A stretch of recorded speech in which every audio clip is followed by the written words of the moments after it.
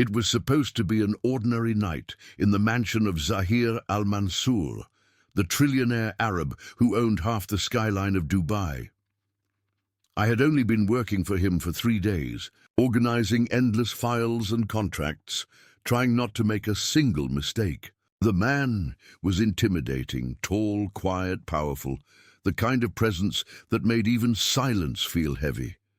That night, a sandstorm swept through the city, trapping everyone inside his vast palace. I'd been given a guest room far from his quarters, a room with gold curtains and marble floors, but cold as ice. I remember sitting on the bed, scrolling through my phone, trying to ignore the howling wind outside. Then the door opened. Slowly, I froze. In the dim light, I saw him, Zahir.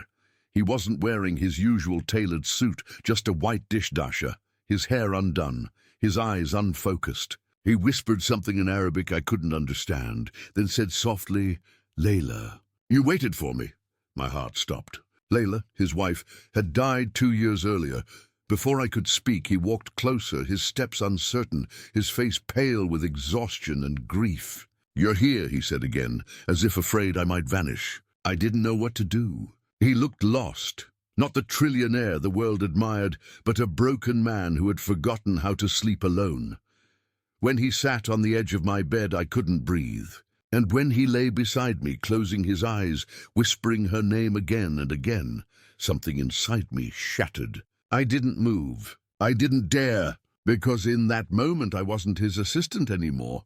I was a stranger, holding the weight of a man's grief. Before I tell you what happened when he finally opened his eyes and realized it wasn't his wife lying next to him, make sure to subscribe to the channel, like this video, and turn on notifications. Because what came next changed everything and proved that even the richest hearts can be haunted by love lost. When Zahir al-Mansour opened his eyes, the golden light of dawn slipped through the curtains and brushed across the marble floor. For a few seconds he didn't move. His hand was resting on mine, heavy, warm, steady, and I could hear the slow rhythm of his breathing. I thought he was still asleep, but then his fingers twitched, and I knew he was awake. I didn't dare to move. I stared at the ceiling, my heart pounding so hard I could hear it echoing in my ears. What was I supposed to say? "Good morning, sir. You've just spent the night in your assistant's bed by mistake." The absurdity of it made my stomach twist, but the moment was too fragile to break with words. When he finally turned his head, his expression froze. His dark eyes widened slightly, confusion flickering in them like the shadow of a storm. "You," he whispered, voice dry. "You're not," he stopped. I could see the realization settling in his chest, heavy as stone. He sat up slowly, rubbing his forehead, his movements stiff and deliberate, like someone waking from a nightmare he didn't want to remember. "I'm sorry." "Mr. Al-Mansour," I began softly, sitting up too, my voice shaking. "You came in last night. The storm. You must have thought I know what I thought," he interrupted, his tone calm but sharp, almost too calm. "And I know what this looks like." He stood up, straightening his dishdasher, but there was something in his eyes that wasn't anger. It was pain, old quiet pain that clung to him like dust. He didn't look at me when he said, "You can stay here for the morning. I'll have breakfast sent up." Then he turned and left the room. The door clicked shut, and I exhaled, finally realizing I had been holding my breath. When I walked into the dining hall later, the silence was almost unbearable. The long table stretched endlessly, covered in untouched food.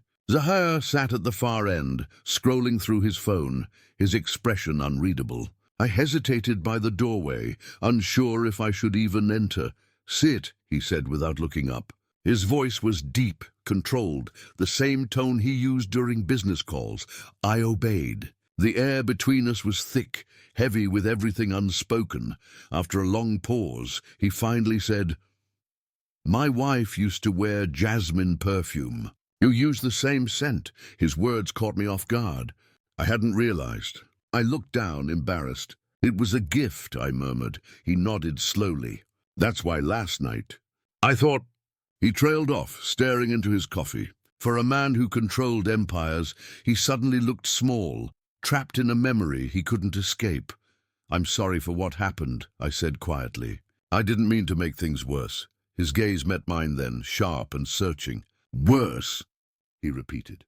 "Do you think what happened last night was your fault?" I swallowed hard. "No, sir. But I shouldn't have let you.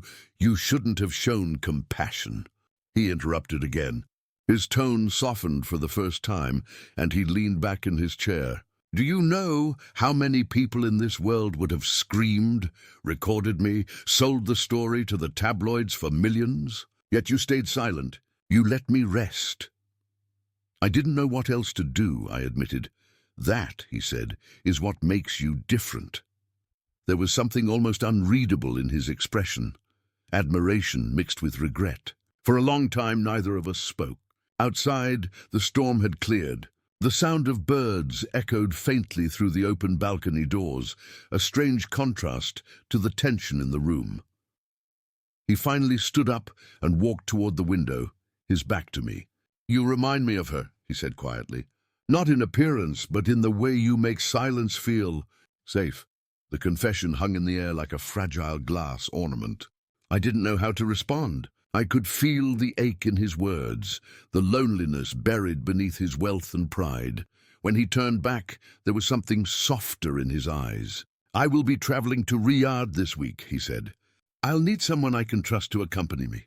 Someone discreet." My throat tightened. "You mean—" "Me?" he nodded. "You."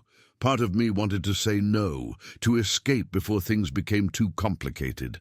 But another part, the one that had seen the pain behind his cold exterior, couldn't refuse. "I'll go," I said.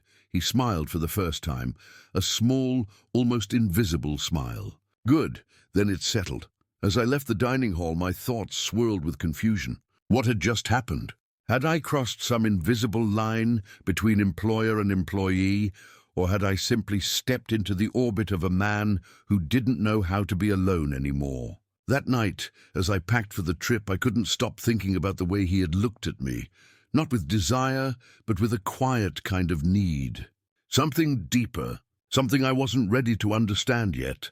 And as the jet engines roared to life 2 days later, carrying us both into the unknown, I realized one truth that would change everything. The night he mistook me for his wife might not have been a mistake after all. The private jet cut through the sky like a silver blade, gliding above a sea of clouds that glowed gold beneath the morning sun. I sat across from Zahir al-Mansour, the trillionaire who had unknowingly slept beside me just nights before. The silence between us was thick, polite, fragile, but charged with an undercurrent of something I couldn't name. He was reading documents, a pen in hand, his brow furrowed in concentration. Every few minutes he'd glance toward the window, lost in thought. It was strange seeing him this way. Not the ruthless executive I had imagined from his reputation, but a man wrapped in layers of quiet sadness. His wedding ring still gleamed on his finger, even though his wife had been gone for years. "Are you comfortable?" he asked suddenly without looking up.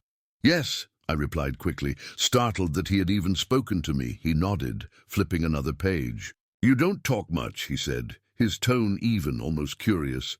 "I try not to," I said with a small smile. "Talking too much around powerful people usually gets you fired." That made him look up. A shadow of amusement crossed his face. Smart answer. For a brief moment our eyes met, his dark and steady, mine probably filled with too many questions I didn't dare to ask. He broke the gaze first, returning to his papers. "When we land," he said, "there will be cameras, reporters. Don't speak to anyone. You're not just an assistant now, you represent my image." I nodded, my heart beating faster. "Understood." He studied me again, slower this time. "You seem different," he said, tilting his head. "Most people around me are desperate to impress, to talk, to show off. You just sit there quietly, observing everything. I guess I learned to listen before I speak," I said. He leaned back in his seat, his eyes narrowing slightly, as if he were analyzing every word. "My wife used to say the same thing," he murmured, almost to himself. "That silence tells more truth than words ever can." His voice cracked a little on the word wife. I looked down, pretending I hadn't noticed. But something inside me ached for him, for this man who had everything money could buy, except peace. When we arrived in Riyadh, the airport was chaos. Photographers, bodyguards, business associates waiting in perfectly tailored suits. Zahir moved through the crowd like a storm in human form, silent, commanding, untouchable. I followed close behind, clutching the documents he'd handed me earlier, careful not to trip on my own nerves. Inside the car, the noise faded. The tinted windows cut us off from the world, leaving only the sound of the city humming beyond the glass. Zahir sat beside me, his jaw tense. "Do you ever get tired of it?" I asked before I could stop myself. He glanced at me. "Of what?" "Being watched, judged, having to be perfect all the time." His silence was long, almost too long. Then he said quietly, "Every day." I turned my head, surprised by the honesty in his tone. "People think power feels like freedom," he continued, staring out the window. "But it's the opposite.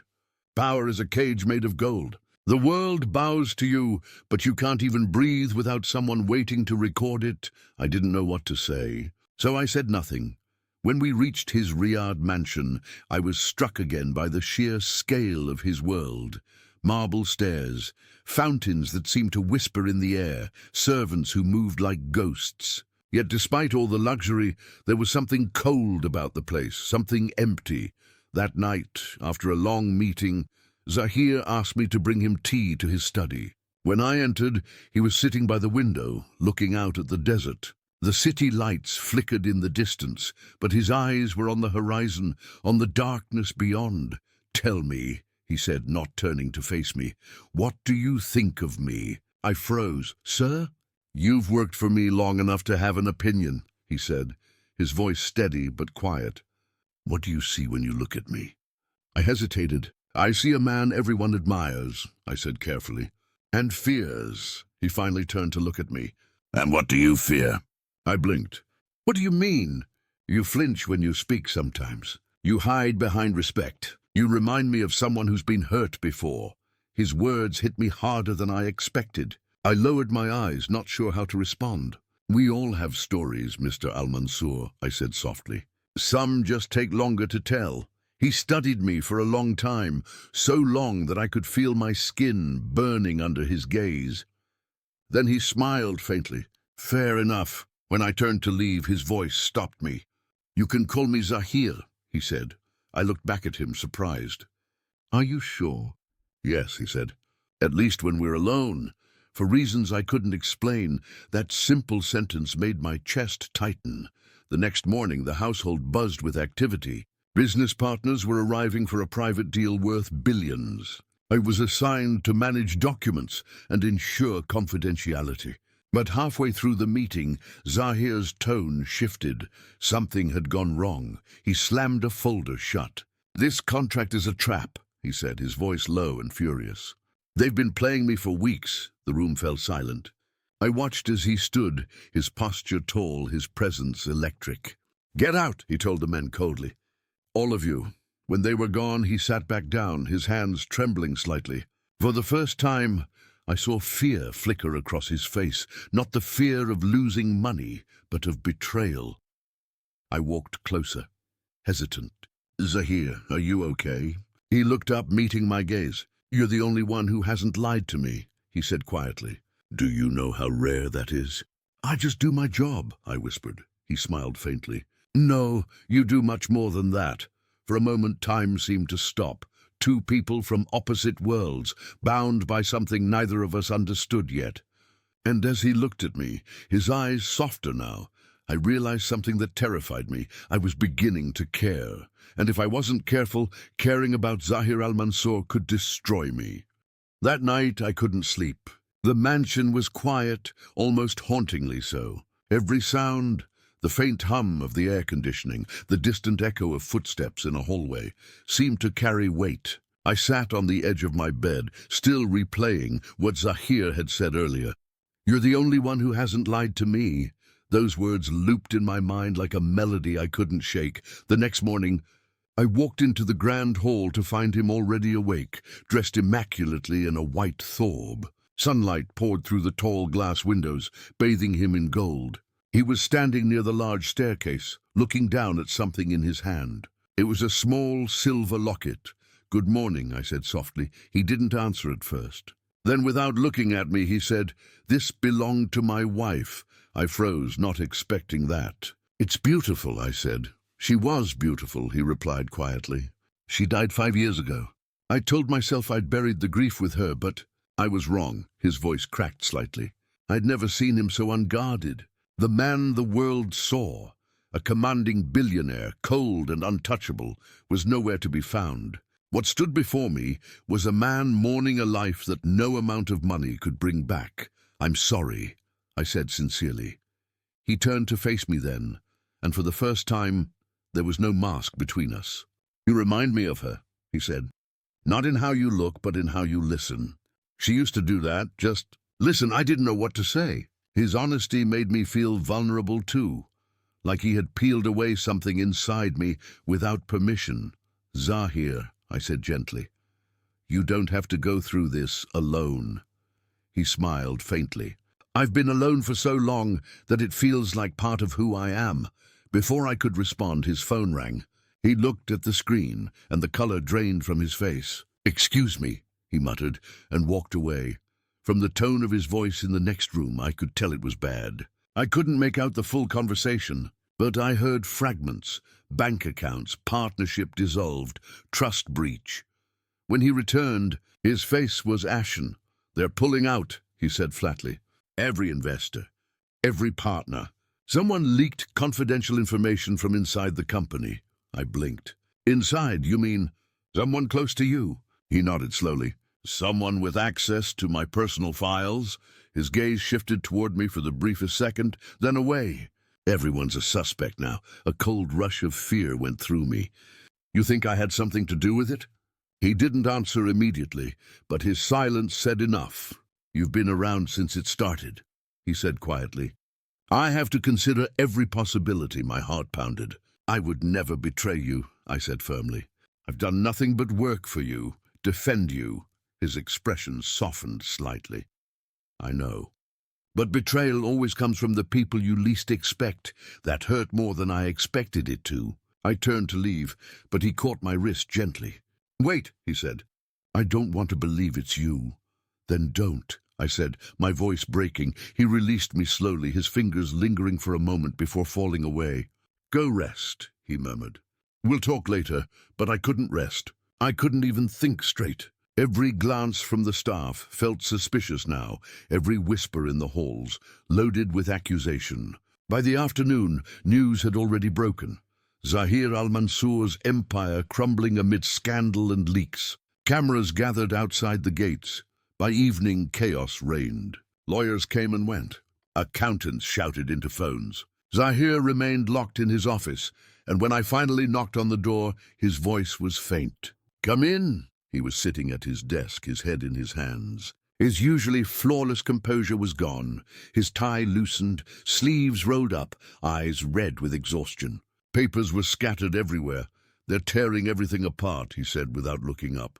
"My life's work, my reputation, it's all slipping away." I walked closer.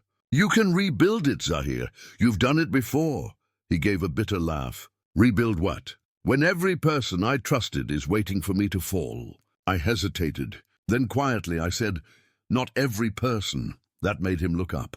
His gaze locked with mine, and for a moment it felt like the rest of the world disappeared. The shouting outside, the panic, the flashing cameras. "You don't even know what you're saying," he said softly. "Yes, I do," I said. "You're not alone in this." "I'm still here." For a long moment he said nothing. Then slowly he stood. He walked around the desk and stopped just inches from me. The air between us was heavy, charged with something both fragile and electric. "Why?" he asked. "Why do you care so much?" I swallowed hard. "Because someone has to remind you that you're still human." He stared at me, his expression unreadable. Then, to my surprise, his hand brushed against mine. It was hesitant, almost accidental, but it sent a shiver through me. He drew in a deep breath. "You don't understand what this means," he said quietly. "If I fall, I'll drag everyone around me down with me, including you." "Then let me fall with you," I whispered. Something flickered in his eyes, pain, longing, disbelief. Before either of us could speak again, the door burst open. Karim, his chief of security, stood there breathless. "Sir, we found out who did it." Zahir turned sharply. "Who?" Karim hesitated. "It was someone from your inner circle. But there's more. You need to see this for yourself." He handed over a tablet. Zahir's face went pale as he scrolled through the messages. I could see his hands shaking. "What is it?" I asked. He looked up at me, eyes dark. "It wasn't just a betrayal of business," he said. "It was personal." And then he said something that made my blood run cold. "The person who did this used your access credentials." I froze, staring at him. "That's impossible." "I know," he said. "Which means someone is trying to frame you." His voice was low but filled with a quiet rage that made the room feel smaller. He stepped closer again, his expression both protective and furious. "From this moment on," he said, "you don't go anywhere alone. Whoever is behind this, they want to destroy both of us." And as his words sank in, I realized the truth. Our fates were now tied together, not by choice, but by the fire of betrayal that had just begun to burn. That night, the mansion no longer felt like a palace. It felt like a fortress under siege. Armed guards patrolled the gates. The press swarmed outside, and every servant inside walked as if stepping on glass. The news had spread faster than wildfire. Zahir al-Mansur's empire collapsing amid scandal and internal betrayal. But inside his private office, Zahir wasn't pacing or shouting. He was still, too still. His eyes were fixed on the large window overlooking the desert. The golden dunes were now dark silhouettes under the night sky, and his reflection in the glass looked like a stranger's. I entered quietly, my footsteps echoing faintly on the marble floor. "You haven't eaten all day," I said. "You should—" "I'm not hungry," he interrupted, his voice low and distant. "Then at least rest," I insisted. "You've been up for 30 hours." He turned slowly, and when his eyes met mine, they looked haunted. "Rest while someone destroys everything I built? While they use your name to do it?" I froze. "You still think I might be—" "I don't," he said firmly, cutting me off. "I never did." He ran a hand through his hair, the sharpness in his tone softening. "But the world doesn't care about the truth. They care about stories. And right now, the story they're being told is that my assistant betrayed me." The words hit me hard. I looked down, feeling anger mixed with fear. "So what do we do?" He stepped closer. "We find out who did this. Together." There was something in the way he said "together" that made my chest tighten. He wasn't just talking about survival anymore. He was making a promise. We spent the next hours combing through digital records, emails, and system logs. The silence between us was heavy, but strangely comforting. Occasionally, our hands brushed when we reached for the same document or turned the same page. Each accidental touch sent a small spark through the air, though neither of us spoke about it. Around 2 a.m., Zahir finally leaned back in his chair and sighed. "The leak didn't come from inside the main network," he muttered. "Whoever did this, they accessed my private cloud storage. That means—" He looked at me. "They had the encryption key, but only you and I have that," I whispered. "Exactly," he said. "And you already told me you never shared it," I frowned. Could someone have stolen it? Zahir's expression darkened. "There's only one person who could have known enough to do that. Karim, your head of security." He nodded slowly. "He's been with me for 10 years. I trusted him with my life. But the evidence, it points too close to him." I shook my head in disbelief. "But Karim was the one who found the proof against me." Zahir's eyes narrowed. Exactly. The realization hit both of us at the same time. Karim hadn't uncovered the truth. He'd staged it. Before we could react, a loud noise came from the hall. Zahir immediately straightened, his instincts sharp. "Stay here," he ordered, but I followed him anyway. The sound had come from the corridor leading to the garage. When we turned the corner, we saw it, one of the guards unconscious on the floor and the side gate wide open. "He's running," I said. Zahir's jaw tightened. "Not for long." He stormed out into the courtyard, his white robes billowing in the desert wind. The headlights of a black SUV flashed in the distance, dust kicking up as the engine roared. Karim was escaping. "Zahir, don't!" I called, but he was already sprinting toward his car. I jumped in the passenger seat just as he started the engine. The tires screeched against the stone driveway as we took off into the night. The desert road was endless, illuminated only by the moon and the glow of distant headlights. The SUV ahead swerved, kicking up clouds of sand. Zahir's grip on the wheel was tight, his expression fierce. "He knows things no one else could know," Zahir muttered. "He didn't just want to ruin me, he wanted to replace me." We caught up near the edge of an abandoned construction site. Karim's car skidded to a stop. Zahir parked a few meters behind, and before I could stop him, he stepped out. "Zahir!" I shouted. Karim emerged from his vehicle, his gun drawn. "You shouldn't have followed me," he snarled. Zahir didn't flinch. "You stole from me, betrayed me, and tried to destroy what we built together." "Why?" Karim laughed bitterly. "Because I got tired of watching you live like a king while I guarded your throne. You think money buys loyalty, Zahir? It doesn't, it buys silence." And I was done being silent. Zahir took a step forward. "You'll spend the rest of your life paying for this." But before Karim could answer, I saw his hand twitch, his finger tightening around the trigger. Instinctively, I screamed, "Zahir, no!" The gunshot echoed through the desert.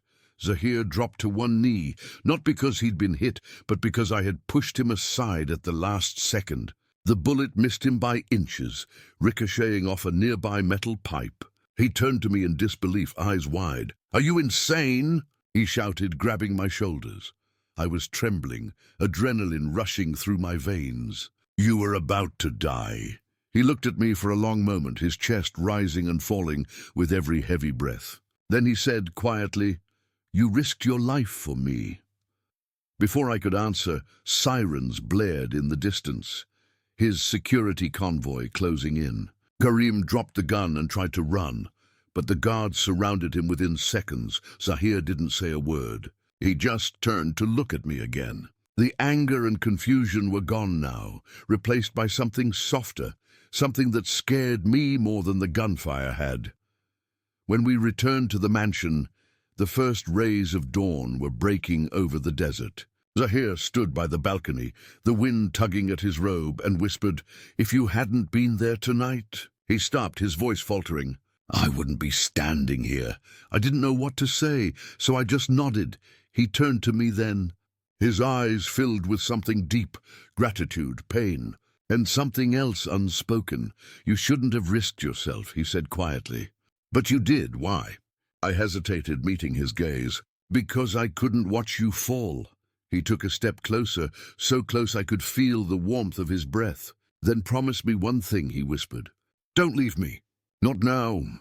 And in that fragile silence, between the first light of morning and the weight of everything we'd survived, I realized something undeniable. This wasn't just loyalty anymore. It was something far more dangerous. The morning after the confrontation felt like the end of a war. The mansion, once filled with noise and tension, was now eerily quiet. Outside, the desert stretched endlessly, golden under the rising sun. Inside, Zahir sat in his study, his back to the door, the morning light falling across his shoulders. He looked like a man who had fought too many battles and wasn't sure what victory meant anymore. I hesitated in the doorway, unsure whether to disturb him. The last 24 hours had changed everything. The betrayal, the gunshot, the realization that beneath all his wealth and power, Zahir was still human, vulnerable, broken. When he finally spoke, his voice was rough like gravel. "They took Karim away this morning. He confessed to everything." He didn't turn around. "The board is reinstating me as CEO. The company's reputation will recover. Eventually." "That's good," I said softly, though something in his tone told me he didn't see it that way. He finally faced me, and I could see the exhaustion etched into every line of his face. "It's strange," he said. "You fight your whole life for power, for control, for everything. And then one day you realize you'd give it all up just to feel peace again." I stepped closer, the sound of my footsteps echoing softly. "Maybe peace doesn't come from control," I said. "Maybe it comes from letting go." Zahir's eyes lingered on me, studying me, as if I'd just said something he hadn't considered. "You speak as if you've lived 1,000 lives." I smiled faintly. Maybe I've just seen what happens when people lose themselves trying to be strong all the time. He looked down, his hand resting on the edge of his desk. "You've risked your career, your safety, and your peace of mind for me," he said quietly. "Why?" I took a slow breath, the truth trembling on my lips. "Because somewhere along the way, you stopped being just my employer." Silence. Then the faintest smile crossed his face, small but real. "Come with me," he said. I followed him out of the office, through the long corridors of the mansion, until we reached the courtyard. The storm from the night before had left traces, petals scattered from the garden, footprints in the sand, the faint smell of rain clinging to the air. Zahir stopped near the fountain and turned toward me. "This place has always been a prison," he said. "Built by my pride, guarded by my fears. But when I saw you risk everything to save me, something changed. For the first time I saw what loyalty looks like when it's not bought." He took a step closer. "You reminded me that kindness still exists, and that love isn't a transaction." My heart pounded. "Zahir!" He reached out and gently took my hand. "Do you know what my wife used to say?"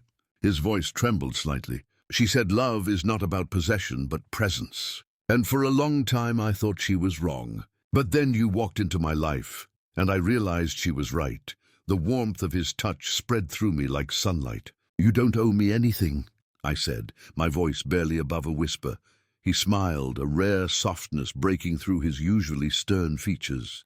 "Maybe not. But for the first time in years, I want to owe someone something real." Before I could reply, one of the servants appeared in the doorway, holding a tablet.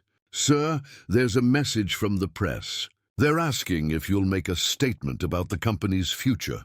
Zahir glanced at me, then back at the servant. "Tell them no. Not today."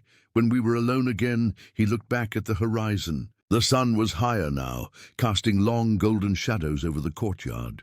"I spent my life building an empire," he said quietly, "but I never built a home." He turned to me. "Would you help me do that?" The words hung in the air, heavy with meaning. I nodded slowly. "If you mean a real home, not a palace made of marble and silence." He laughed softly, the sound light and genuine. "Exactly that." We walked through the gardens together, the sound of fountains and distant birds filling the air. For the first time, Zahir looked at ease. Not the Trillionaire CEO, not the stoic man haunted by loss, just a man learning to breathe again. Later that evening, as the sun dipped below the dunes, I found him standing on the balcony. He was holding a small frame, a photo of his late wife. When he noticed me, he turned and offered it to me. "She'll always be a part of me," he said.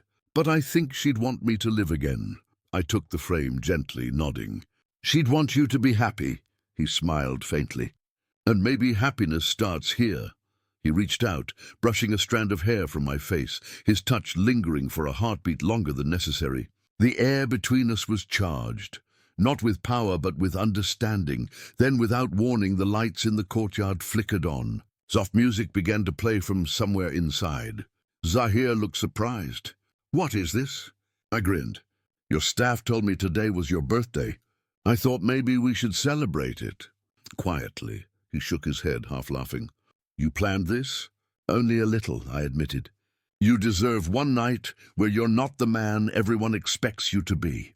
For a moment he didn't speak. Then slowly he extended his hand toward me. "Then dance with me. Just once."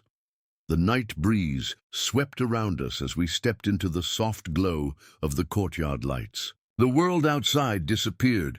No scandals, no empires, no pain. Just two people finding peace in each other's presence. He moved with surprising grace, his hand firm on my waist, his eyes locked on mine. The music was slow, almost melancholic, and yet it felt like something healing. When the song ended, he didn't let go. "Thank you," he said softly. "For what?" "For reminding me what being alive feels like." The desert wind carried his words away, but the warmth in his gaze stayed.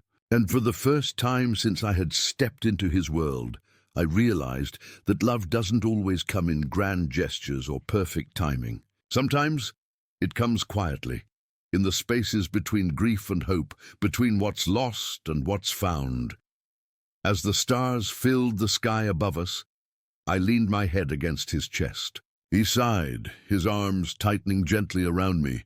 In that moment, the man who had everything finally found the one thing he'd been missing, and neither of us ever looked back.